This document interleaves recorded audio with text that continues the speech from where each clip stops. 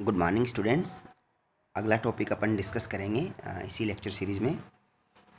Power in AC circuit, प्रत्यावर्ती परिपथ में शक्ति। नॉर्मली अपन छोटे क्लासेस में डिस्कस करते हैं कि पावर और शक्ति होती है वह इलेक्ट्रॉनिक्स में normally P is equal to जो वैल्यू है वह VI होती है, तो वोल्टेज इनटू करंट मल्टीप्लाई। और एक सिंपल डेफिनेशन मैकेनिक्स में जब हम बात करते हैं कि व्हाट इज़ पावर, तो जो शक्ति है वह नॉर्मली कार्य करने की जो दर होती है उसी को ही अपन शक्ति कहते हैं, the rate of work done, तो that is equal to the power. तो किसी भी जो परिपथ है उसमें अगर डायरेक्ट करंट है और उस करंट रिस्पेक्ट में जो वोल्टेज है उन दोनों के मल्टीप्लिकेशन को अपन पावर के रूप में शो कर सकते हैं। यहाँ पर जब V इज इक्वल टू को मैं IR करूँ तो ये पावर है वह I²RB हो जाएगी। इसको I²R के रूप में भी अपन लिख सकते हैं। This is for DC। अगर प्रत्यावर्ती करंट या प्रत्यावर्ती सर्किट में इसका एनालिसिस करें, जब इसमें जो वोल्टेज है वह और करंट है दोनों को अल्टरनेटिंग फॉर्म में माने, it means they are changing with respect to time instantaneously, कि वो समय के साथ में बदल रहे हैं, कंटिन्यूस बदल रहे हैं और हर क्षण इंस्टेंटेनियस रूप से बदल रहे हैं। तो जो करंट है वह करंट समय का फंक्शन है। If I is equal to IT, it means I0 sin omega t plus minus phi लें, और E is equal to ET E0 sin omega t। ये इक्वेशंस अपन इसके लिए लें तो मल्टीप्लिकेशन हो दोनों का, I और E का, because both E and I, ये E और I are changing, E and I are changing with respect to time। यदि विद्युत वाहक बल और धारा दोनों समय के साथ में बदल रहे हैं और and their phases are also different, उनकी कला जो हैं वो भी आपस में अलग अलग हैं।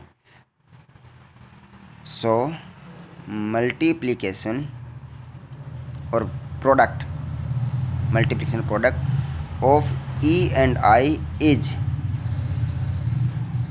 called as instantaneous power।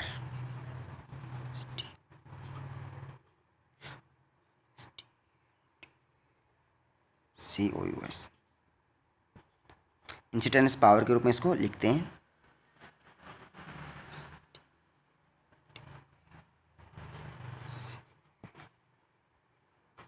या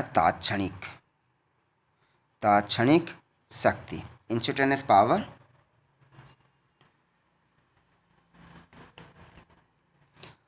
जो कि प्रोडक्ट होती है पोटेंशियल डिफरेंस और करंट का। एन इम्पोर्टेंट थिंग इज ये पावर भी समय का फलन होती है। This power is also function of time and it's continuously changes with respect to time. अभी in AC circuit analysis, power को एनालिसिस करने के लिए अपन को यह अज्यूम करना है कि E and I both have phase difference is phi, दोनों के बीच में फेज डिफरेंस फाई है, जो already we have assumed here. तो अब ऐसा है तो इक्वेशंस अपने पास दिए गए हैं। दिस इज द इक्वेशन 1 और equation 2। Then what will be the power?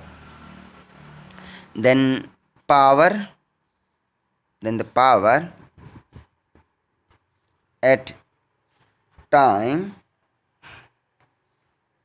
t, power at time t, it means PI। ध्यान रखिए यहाँ पर यह है अपन क्षणिक रूप से फॉर्म ले रहे हैं, जो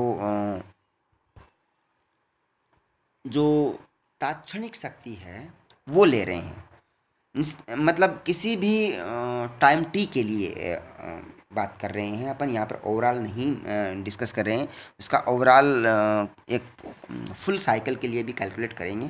तो यहाँ पर जो पावर अपन काम में ले रहे हैं वह तात्क्षणिक शक्ति है, जिसको अपन इंस्टेंटेनियसली पावर भी बोलते हैं। ओके, अभी P I is equal to E I. अब इनकी वैल्यू रखिए पी ई की और आई की। तो ई है वह ई ज़ीरो और आई है वह आई ज़ीरो। ई के लिए है वह साइन ओमेगा टी और इसके लिए है साइन ओमेगा टी माइनस का फाई।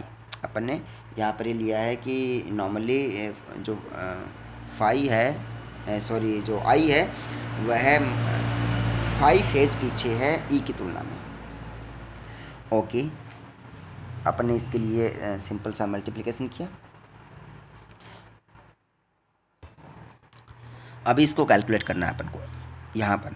तो देखिए P I is equal to E zero I zero. अब ये जो sine omega T and sine omega T minus 5 formula है, जो वैल्यूज़ दे रखे हैं, इनको एक सिंपल मैथमेटिकल फार्मूले में अपन कन्वर्ट कर सकते हैं। तो यहाँ मैंने 2 का मल्टीप्लाई किया और 2 का ही ऐड किया दोनों में आपस में। तो यहाँ पर 2 मल्टीप्लाई कर दिया तो ये हो जाएगा sign omega T and sine omega T minus का 5। ये फॉर्मूला बन गया एक सिंपल सा 2 sine C D, 2 sine C sine D का फॉर्मूला ये बन गया है। तो अगर साइन सी साइन डी का फॉर्मूला अगर ध्यान हो तो उसको अपन सीधे लिख सकते हैं। ये होता है ना normally 2 sine C sine D is equal to cos D minus C minus cos D plus C. अगर ये याद नहीं है तो कोई दिक्कत नहीं है, आप लोगों को साइन ए प्लस बी साइन ए माइनस बी कोस ए प्लस बी कोस ए माइनस बी का फॉर्मूला है, उससे भी अपन कैलकुलेट कर सकते हैं। तो देखिए साइन सी और साइन डी को अपन ने कोस के रूप में लिखा है, क्योंकि कोस ए प्लस बी का फॉर्मूला क्या होता है, कोस ए कोस बी माइनस साइन ए साइन बी। और जो कोस ए माइनस बी है उसका फॉर्मूला क्या होता है, वह कोस ए कोस बी प्लस साइन ए साइन बी। तो एक बार तो माइनस करेंगे, एक बार प्लस कर देंगे कोस वाले, तो इसमें जो कोस की टर्म है वो तो कट जाएगी, बचेगी केवल साइन की टर्म। तो सीधे यहाँ से मैं लिख सकता हूँ इसको P I is equal to E zero I zero बटे 2, और इस फॉर्मूले के द्वारा यहाँ इसको अपन कोस के रूप में कन्वर्ट कर सकते हैं वैल्यू को। तो कोस डी माइनस सी, तो this is D and this is C, तो ये हो गया cos phi with minus sine cos. अब दोनों को जोड़ दीजिए तो omega T plus omega T minus 5, तो 2 ओमेगा टी माइनस का 5, ये वैल्यू अपने पास में आ गई है। तो यहाँ पर जो पावर आई है वह है ई ज़ीरो आई ज़ीरो बटे 2 कोस 5 minus cos 2 omega T minus का 5, ये वैल्यू अपने पास में आ गई है। अब ये जो पावर है अल्टरनेटिंग सर्किट में, यह दो अलग अलग एलिमेंट से, दो कंपोनेंट से मिलके बनी है। This is the first component, this is the second component. तो यहाँ पर देखिए मैं इसे लिखूँ पी आई बराबर P1 प्लस P2, ऐसा लिख सकते हैं। और P1 है, इसको मैंने लिखा ई ज़ीरो आई ज़ीरो बटे 2 कोस 5, ये P1 है। और P2 क्या है, P2 बराबर ई ज़ीरो आई ज़ीरो बटे 2, यहाँ पर माइनस साइन ले लीजिए क्योंकि प्लस किया है यहाँ पर पी को, और ये हो गया कोस 2 ओमेगा टी माइनस का 5। अब do you notice one thing कि the P1 is the only power part that doesn't depend on time. तो यह तो समय के ऊपर डिपेंड ही नहीं करता है। एंड P2 है वह चेंज होता रहेगा continuously with respect to time, और वह भी नॉर्मली पीरियोडिक फॉर्म में।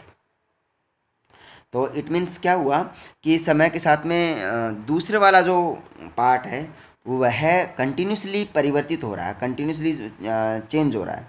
तो यदि अपन इंस्टेंटेनियसली पावर का मान ज्ञात करें, इसमें जो भी अपनी तात्क्षणिक शक्ति है उसका मान ज्ञात करें, तो और उसका एवरेज लें, तो एवरेज लेने पर जो सेकंड पार्ट है वह तो टाइम का पीरियोडिक फंक्शन है, समय के साथ में बदल रहा है बार बार में, तो उसका कोई भी ज़्यादा इम्पोर्टेंट रोल इसमें नहीं होगा। क्योंकि अगर देखते हैं वैल्यू वैल्यू देखते हैं कोस के लिए, एक पूरे साइकिल के लिए एक पूरा साइकिल देखते हैं इस प्रकार से साइन का या कोस का, तो उसके लिए जो वैल्यू है वह जीरो होगी, इसकी एवरेज मान। और जीरो होने के कारण से इसके जितने भी आगे फैक्टर्स आएंगे, चाहे 2 ओमेगा टी हो, 3 ओमेगा टी, 4 ओमेगा टी, उनके सबके मान जीरो होते जाएंगे। तो यह जो एवरेज पावर है उसमें इसका रोल नहीं होगा। तो अगर मैं पी आई है उसका एवरेज करूं, तो एवरेज लेने के कारण से पी वन एवरेज होगा और ये होगा पी टू एवरेज, और चूंकि ये जीरो होगा लिख दीजिए, क्योंकि ये कोस 2 ओमेगा टी माइनस फाइव है कंटिन्यूसली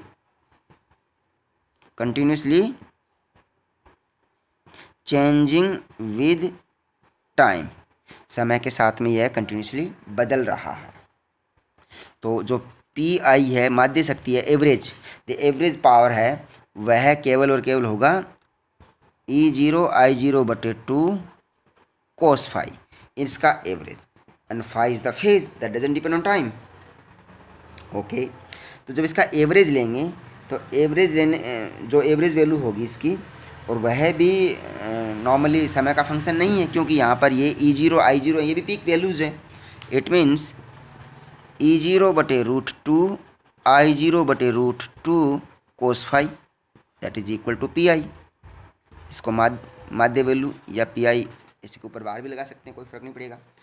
अब ये जो वैल्यू है ई जीरो बटे रूट टू और आई जीरो बटे रूट टू, ये क्या है, ये रूट मीन स्क्वायर वैल्यूज हैं, तो इसको अपन लिख सकते हैं E R M S I R M S cos five. तो ये होगा प्रत्यावर्ती परिपथ में शक्ति का औसत मान, the average value of power in A alternating source circuit.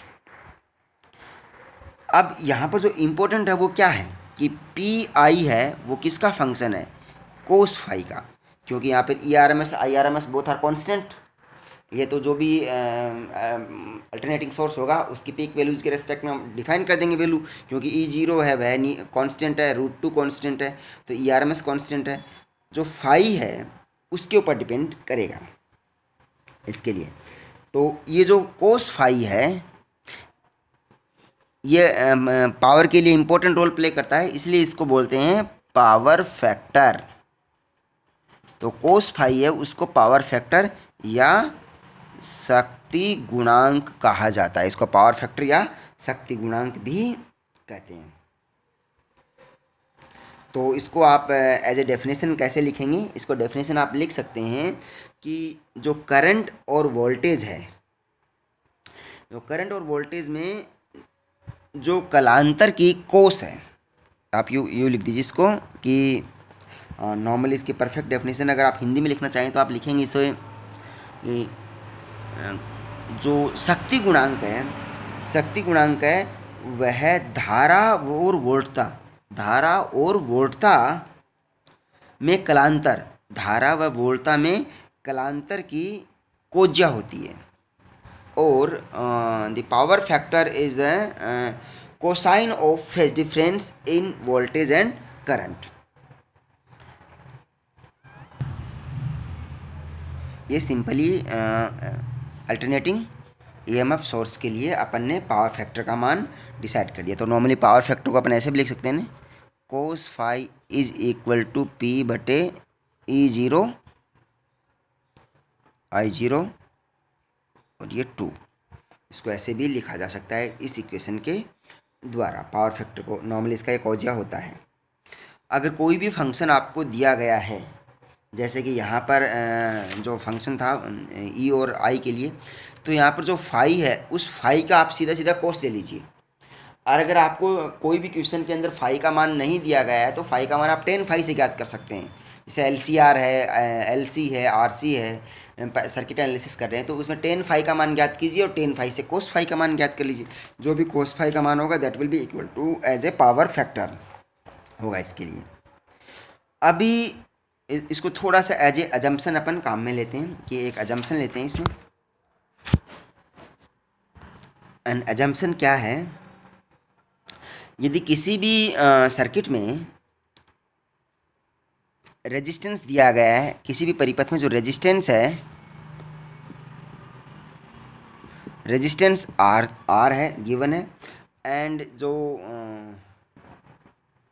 Reactance है, जो प्रतिबाधा है, रिएक्टेंस है, that is given as X. तो ये दोनों सीरीज में जुड़े हैं, तो R and X both are series connected या श्रेणी क्रम में कनेक्टेड है। अब यहाँ पर जो रिएक्टेंस है एक्स, इट मीन्स कि it can be XL, it can be XC, और it can be combination of XL and XC. It means जो रिएक्टेंस है that can be inductive reactance, capacitive reactance and the series combination of inductive and capacitive reactance, लेकिन ये resistance के साथ में series में जुड़े हुए हैं। देन 10 फाई, जो अभी भी मैंने बात की थी कि अगर आपको कोई भी सर्किट दे रखा है तो उस सर्किट के लिए आप 10 फाई का मान ज्ञात कर लीजिए। तो ये हो गया x/r। अब आपको पता है x/r क्यों है? अगर आपके पास में सिंपल LR सर्किट है, LR सर्किट है तो 10 फाई क्या होगा? LR सर्किट के लिए 10 फाई का मान हो जाएगा XL/R। और अगर CR सर्किट है या RC सर्किट है तो 10 फाई का मान क्या हो जाएगा? XC/R। और LCR है तो 10 फाई का मान क्या हो जाएगा? XL-XC/R। और इस XL-XC, इसी को x बोलेंगे अपन। तो यहाँ पर अलग अलग जो सर्किट्स हैं उनके लिए x के मान अलग अलग होते रहेंगे। तो x का मान है वह XL होगा, x का मान है वह XC होगा, और x का मान है वह XL-XC या XC-XL, डिपेंड करता है कि कौन सा डोमिनेंट है। ये वैल्यू इसकी होगी विद रिस्पेक्ट टू R। तो यहाँ पर ये अगर मैं कहूँ कि LR सर्किट है, XC है, तो ये RC सर्किट है और ये LRC सर्किट है। इसके लिए मान ये डिफरेंट वैल्यूज़ होंगी। अभी तब अपन जब इसके लिए रिएक्टेंस अप्लाई कर रहे हैं तो जो पावर का एवरेज मान है PI, वो अपन ने कहा था P1 average plus P2 average है। तो जो P2 एवरेज है उसमें देखिए आप cos 2ωt माइनस फाई का जो एवरेज मान है किसी एक साइकिल के लिए, एक साइकिल का मतलब होता है एक आवर्तकाल के लिए। इसका मतलब जो भी अपन एवरेज निकालेंगे टाइम के रेस्पेक्ट में, उसमें कैपिटल T को डिवाइड कर देंगे। तो इसका मान हो गया 1/T, ये डिवाइड कर दिया, और उसका टोटल मान कितना होगा? टोटल मान 0 से लेकर T तक, और cos 2ωt माइनस फाई, ये 2 इसका मल्टीप्लाई है, और ये dt। तो जब इसका मान आप कैलकुलेट करके निकालेंगे तो 1/T, और ये जो वैल्यू आएगी cos 2ωt माइनस फाई, इसका मान हो जाएगा sin 2ωt माइनस का फाई डिवाइडेड बाई 2ω 0 से t, इसकी लिमिट। तो इसको कैलकुलेट कर लीजिए। इसको कैलकुलेट करेंगे तो 1/ωt इसका मान होगा, और 1/ωt इसका मान होने पर जब आप कैपिटल T इसकी लिमिट लेते हैं, कैपिटल T इसकी जब आप लिमिट लेंगे तो हो जाएगी sin 2ω कैपिटल T माइनस का फाई, और दूसरा हो जाएगा माइनस, और साइन माइनस का फाई, ये वाली वैल्यू होंगी। अब अगर आपको पता हो तो ω t कितना होता है, चूँकि ω t का मान होता है 2π, तो ये 2π से मल्टीप्लाई कर देंगे तो 4π, तो ये साइन 4π माइनस फाई। तो आप इसको यूँ कर सकते हैं, साइन 4π माइनस का पाई, साइन 4π माइनस पाई। और जब इसको आप जो क्वाड्रेंट है उसमें डिवाइड करके जब मान रखेंगे वैल्यूज़ का, तो आपको पता है ना कि ये जो 4 क्वाड्रेंट होते हैं इसमें ASTC जो वैल्यूज़ हैं, तो उनका इसमें सारे के सारे पॉजिटिव होंगे। इसमें साइन पॉजिटिव, साइन का कोसेक पॉजिटिव, इसमें टेन और कॉट पॉजिटिव, और इसमें कोस और सेक पॉजिटिव होते हैं। तो इसका मान जब यहाँ करेंगे आप तो 2π का मतलब होता है कि 2π का मतलब होता है, या इसको मल्टीप्लाई करेंगे आप, डिवाइड करेंगे आप 90 से, तो 4 गुणा π/π/2 8, और फिर डिवाइड करेंगे तो देखिए ये इस क्वाड्रेंट में आएगा, चौथे क्वाड्रेंट में, और चौथे क्वाड्रेंट में आएगा, और पाई के साथ में जो मल्टीप्लाई है वह होगा इवन संख्या का, तो साइन का तो साइन ही रहेगा और चौथे क्वाड्रेंट में माइनस होगा। तो देखिए ये जो टोटल वैल्यू है ये माइनस आ जाएगी, तो ये माइनस का साइन फाई होगा, तो ये जाएगा 1/ωt माइनस साइन फाई, और ये माइनस और माइनस मिलके प्लस का sine phi, it means is equal to 0। तो इसके लिए भी जो एवरेज मान है वह 0 ही होगा। अब देखिए वापस वैल्यू वही आएगी इसकी पी आई की। तो अगर अपन कोई भी रिएक्टेंस जोड़ देते हैं सीरीज़ में आर के साथ में, तब भी ये जो सेकंड टर्म है इसका एवरेज 0 ही रहता है, और इससे अपन कोस फाई का मान भी निकाल सकते हैं। चूँकि आपको पता है कि जब tan phi is equal to x/r है तो कोस फाई का मान क्या होगा। तो इसको आप 2-3 तरीके से सोल्व कर सकते हैं। आपके पास में देखिए कोस का मान क्या था, टेन का क्या बताया, लंब बटे आधार, तो दिस इज लंब, दिस इज आधार। और कोस का मान क्या होता है, कोस का मान क्या होता है, आधार बटे कर्ण। तो आधार का मतलब हो गया कि आर तो ऊपर आएगा, और कर्ण क्या होता है, इसका स्क्वायर प्लस इसका स्क्वायर, तो X square plus R square. या फिर आप जो टेन है इसको आप सेक के रूप में कन्वर्ट कीजिए और सेक को फिर कोसेक के रूप में कन्वर्ट कीजिए, तो आप इसको ऐसे भी डिसाइड कर सकते हैं। तो ये हो जाएगा R/Z। तो देखिए अगर आप किसी भी LCR सर्किट, LR सर्किट या CR सर्किट की बात करते हैं तो उसमें जो पावर फैक्टर है वह पावर फैक्टर भी नॉर्मली R/Z का रेशो होता है, R/Z के रेशियो के रूप में इसको लिखा जा सकता है। अभी यहाँ पे कुछ पैरामीटर्स की अपन बात कर सकते हैं, कुछ कंडीशंस अप्लाई करके। अगर मैं कहूँ कि शुद्ध रूप से प्रेरकत्व का सर्किट में यूज़ कर रहे हैं, या फिर शुद्ध रूप से प्योर रूप से मतलब कैपेसिटर का यूज़ कर रहे हैं, तो उस वक्त जो फाई है, जो फेज डिफरेंस है वह π/2 रहता है। इंडक्टेंस की बात करेंगे तो उसमें जो वोल्टेज है वह करंट से π/2 फेज डिफरेंस आगे रहती है, और कैपेसिटर के अंदर π/2 है वह पीछे रहती है। मतलब दोनों का जो फेज डिफरेंस है करंट एंड वोल्टेज का, वो दोनों ही कंडीशन में π/2 रहता है। और तब अपन क्या कर सकते हैं कि कोस π/2 का मान लेंगे यहाँ पर। तो कोस π/2 का मान कितना होता है, 0 होता है। तो इसका मतलब क्या हुआ, इसका मतलब कई बार ये ऑब्जेक्टिव में सवाल पूछ लेते हैं डेरिवेशन के साथ साथ में, कि एक आदर्श प्रेरक कुंडली, एक आइडियली या प्योर जो प्रेरक कुंडली है, इंडक्टेंस है वह है, या फिर आदर्श कैपेसिटर संधारित्र के लिए, तो दोनों में अगर प्रत्यावर्ती धारा या अल्टरनेटिंग करंट फ्लो होती है तो उसके लिए जो एवरेज पावर है वो 0 होगी, जो इसके पावर फैक्टर 0 है।